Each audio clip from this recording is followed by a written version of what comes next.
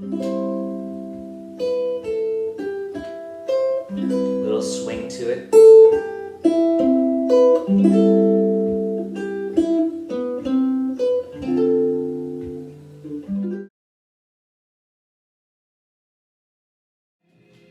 Hey guys, welcome to today's song. It's La Vie en Rose. Let's get started. Cover, which is the melody, the basic melody, including the rhythm, the chords, at least, some sample chord shapes that I would use that are straightforward. And then a chord melody, a simple one that I passed out to you.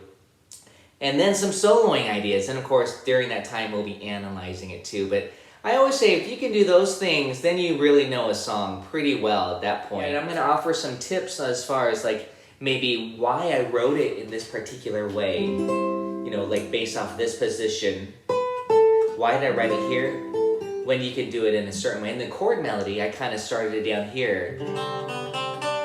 But key of C, 1 to the 6, A7, D minor, to the G7. That's 1, 6, 2, 5. I'll say that again, C major. I'm doing C major 7 in this example. To the A7, I added a sharp 5. We can just keep it A7. D minor 7, 2, 5. I added a 13, G13. And then C major, C sharp dim, and then D minor 7 to the G7. Yeah, if you guys can start playing these chords with me, that'd be great. So we have a C chord, and don't worry, we'll come back to that intro as a solo guitar arrangement. We're mainly going to focus on that melody A section. So we have da, the C, to C major 7, okay? And you can do it here if you want, to C major 7. And then C6. Those are the first 3 measures. You can also do C6 down here. Okay. So you can go C, C major 7. I'm going to demonstrate both possibilities. C6. Do you know that C6? If you need to play it like this, like I demonstrated, if you can, try it like this. C, C major 7. We don't want C dominant 7, so we're skipping this note. We're going straight to a C6. Notice the stretch. Be careful. C, so it's just C, C major 7, C6. That's all that's changing. But you could do this. C, C major 7, C6, D minor 7, G7, D minor 7, okay?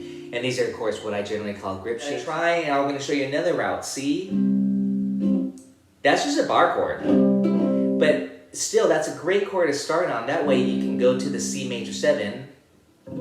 So you get this da, da, C6, da. So you get that nice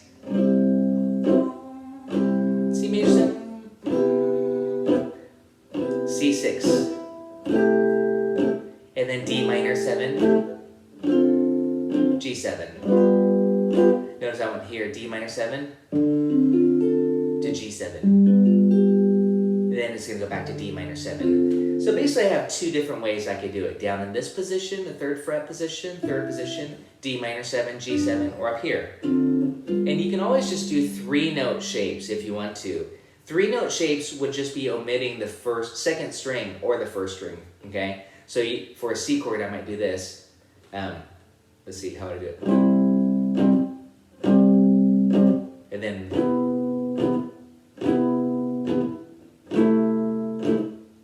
D minor 7, G7, D minor 7, G7.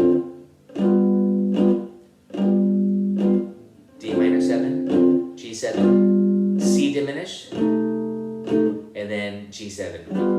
Okay, so the one that I like more, and you can rewrite this again on the chart if you want to, is F sharp dim 7, and then go to G7. See, I think that sounds really nice. F sharp dim equals C dim. Functionally, it could be a C. meaning the bass player could be playing the C. See, I'm just going to play this a few times so you can hear this tension. Listen to the diminish. Scary, resolve. You know, it has that tension. And this is actually what Louis does on his recording.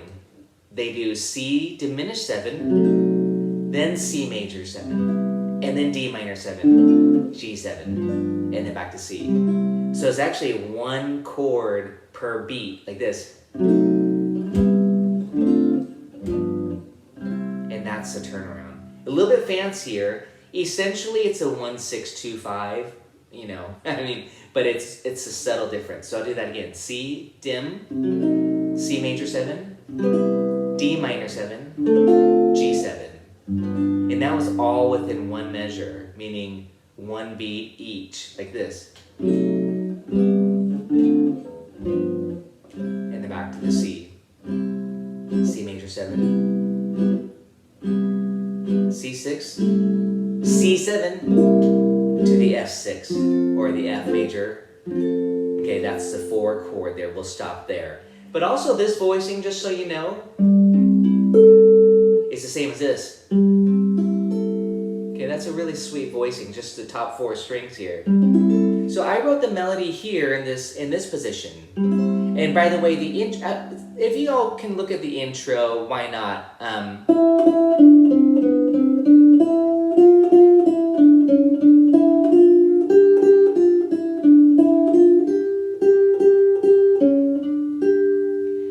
I'm kind of doing how she was singing. It's very rubato, very freely. I put a little comma there, if you can see that, on where to take a breath. Otherwise, it really is written as all 8th notes, but with the words and stuff, you want to breathe, and it's very loose and very free. I'm going to do that again, because that's always tricky. Again, when I play this live, and a cello or violin's playing that melody, you really got to watch their phrasing, okay? So I'm just going to do it kind of freely.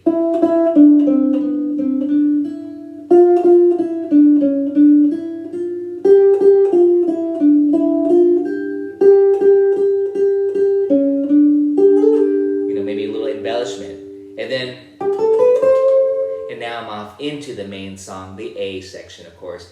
Okay, so that's enough of the intro. Again, that's just as written on my tabs there. Very diatonic. There's just one note. But notice the sequence. You know, it's a sequential. It's very musical sequence there. Just the listener kind of expects what's going to happen next. Now the melody. I'm surprised how tricky this melody really is, especially if you're doing it by ear too. So it's kind of just, it's all diatonic for the most part, meaning it's in the key of C in this case that we're playing it in. But it's tricky with some of the leaps. You really have to be careful. So here it is.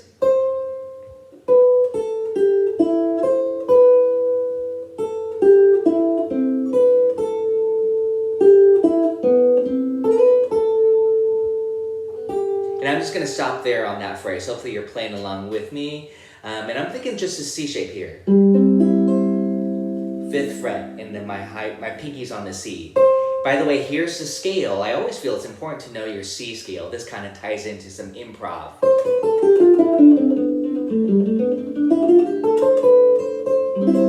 And of course, my chord melody will be right out of this.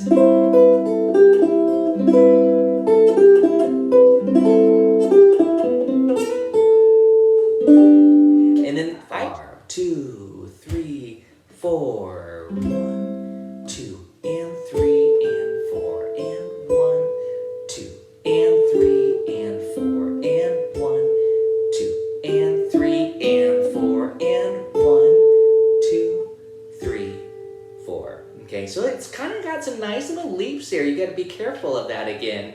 If you're just kind of reading the tabs, you know, but if you're doing it by ear too, you know, same thing. But here's a little tip. The long notes, you got the C triad. Then the embellishment of the melody. But here, C major 7. And then C6. So again, those are some beautiful target notes. 4, 1, 2, 3.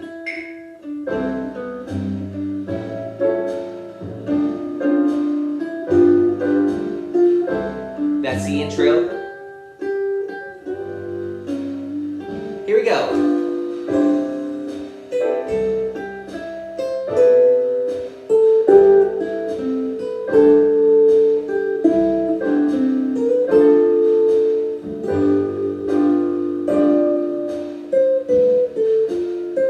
And I'm swinging it a little bit.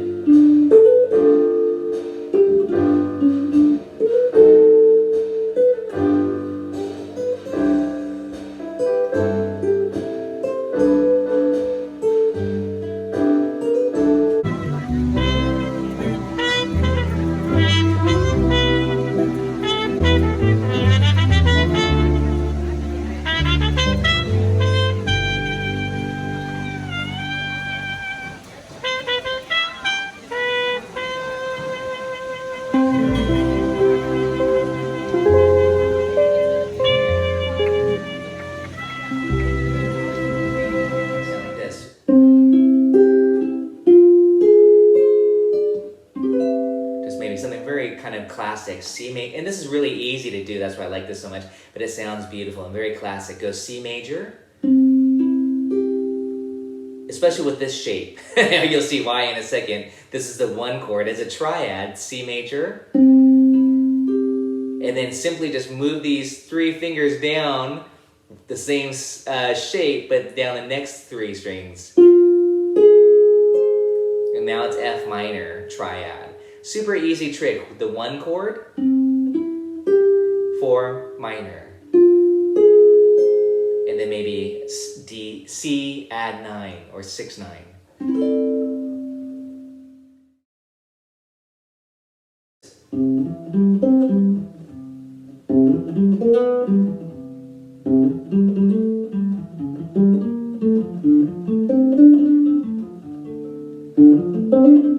G7, D minor 7, G7, C dim.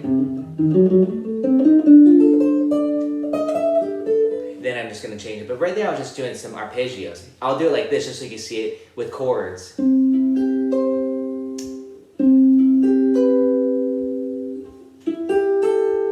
minor, D minor 7, G7, D minor 7, G7, and then etc. So again, that's a really simple but very useful exercise, just breaking up the chords.